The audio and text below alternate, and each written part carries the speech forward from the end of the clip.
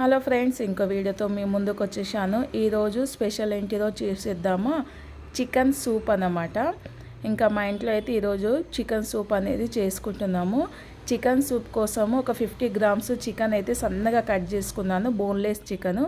అలాగే ఒక ఆనియన్ గుట, చిన్నగా ఆనియన్ గుట కట్ చేసుకున్నాను. ఒక అల్లం ముక్క కూడా చిన్నగా ముక్కలుగా కట్ చేసి సైడ్కి అనేది పెట్టేసుకున్నాను. ఇంకా దీంతో పాటు ఒక పండు టమాటాను కూడా చిన్న ముక్కలుగా కట్ చేసుకున్నాను.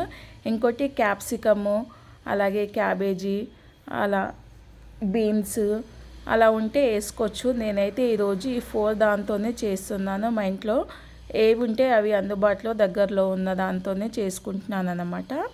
ఇవన్నీ సన్నగా కట్ చేసుకున్నాం కదా, చూడండి. ఇగో చికెను, ఒక ఆనియన్, ఒక టమాటా, అల్లము చిన్న పీసెస్గా అన్నీ కట్ చేసేసుకోవాలి.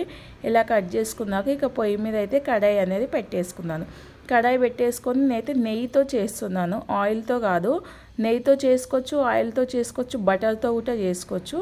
నేను ఈరోజు వెరైటీగా టేస్ట్ బాగుంటుందని నెయ్యితో అయితే చేసుకుంటున్నాను. ఇక 2.5 స్పూన్ అయితే నెయ్యి అయితే వేసుకున్నాను.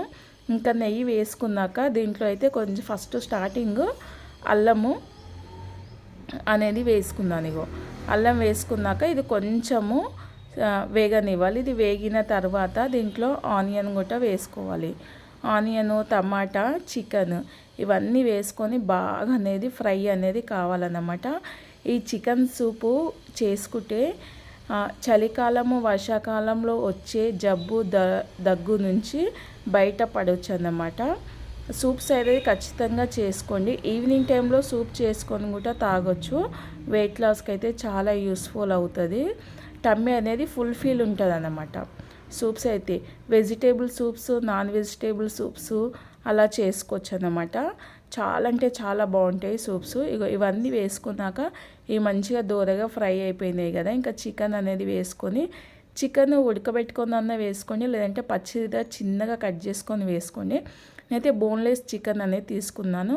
దీంట్లో ముక్కలు కావాలంటే ముక్కలతో కూడా వేసుకోండి, చిన్నగా కట్ చేసుకొని, మీ ఇష్టం అన్నమాట.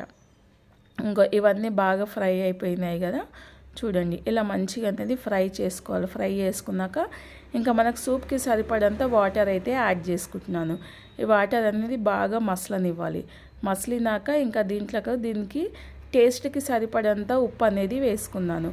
చూడండి, ఇంకా నేనైతే మిరియాలు అనేది దంచుకున్నాను. ఒక 10 నుంచి 15 మిరియాలు కచ్చపక్క దంచేసుకొని ఇంకా ఈ వాటర్లో కూడా యాడ్ చేసుకొని ఇంకా మంచిగా కలిపేసుకున్నాను. ఇది బాగా మసలిన తర్వాత కొత్తిమీర, పుదీనా కూడా యాడ్ చేసుకున్నాను.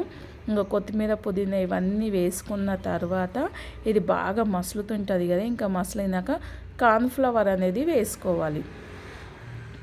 కార్న్ఫ్లవర్ అనేది మీ చిక్కదనాన్ని బట్టి వేసేసుకోండి. ఈ స్పూన్స్ నేను 2.5 స్పూన్స్ కార్న్ఫ్లవర్ తీసుకొని వాటర్లో వేసుకొని కలుపుకొని ఇంకా దీంట్లో వేసుకున్నాను. కార్న్ఫ్లవర్ వేసుకున్నాక వెంటనే కలుపుకోవాలి. చికెన్ సూప్ అనేది రెడీ అయిపోయింది.